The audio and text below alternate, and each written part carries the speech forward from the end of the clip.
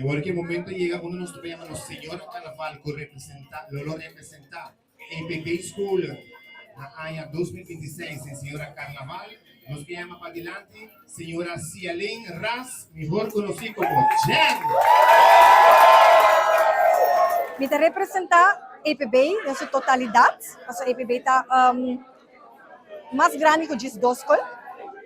Não tá maioria costa passa na EPB Oranjestad, mirando como trabalho aqui na EPB Oranjestad, nos danças são também de Oranjestad, pero nós temos time na São Nicolás que nós comunicamos com e nanta hiba atividade na que que vai ter parte de fundraising, que também colaborar de maneira mais majestosa. E me amirei como uma bonita experiência para nós por 13 info, no qual EPB tem para dentro de nosso coração. A EPB trata e tem uma majestosa com talento não já aqui para China, pero que não tá momento para expose na então aqui tem momento ideal. Mi propia palabra la tengo que emocionante, de verdad, no espera aquí, pero me queda emoción muy grande de mi corazón y no es simplemente de corona, tampoco ya, pero tiene que ver con Bolsonaro, como te va así na tanto gente conocí, mi meta principal para mí tu reto aquí, estamos sobre mi querer de coração, 13 info,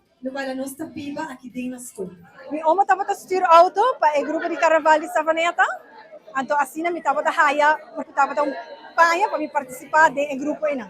De chiquito me tá dentro Carnaval, dentro parada, com placa sem placa, pero nós está bem para ser um carnavalista na final. Nós estamos preparando para bastante tempo largo acaba e essa é a terceira reunião de nossa escola. Então me agradeço para vosso tempo, você na final de dia. Vosso tempo trabalho ouro. É tempo é que você escolhe para estar aqui não conosco. É tempo é de vida não lo volve mais. E por portar para ter hobby outro que hace, pero vas escolhe para estar aqui não com Jan, pero com APB.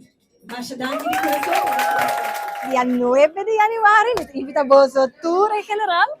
Não sei quanto a senhora Carnaval tem, pero me lo haya hobby bonita, em totalidade, please, você bem. Support toda candidata na de chiquito bem grande, pero a senhora não tem um tiki mais.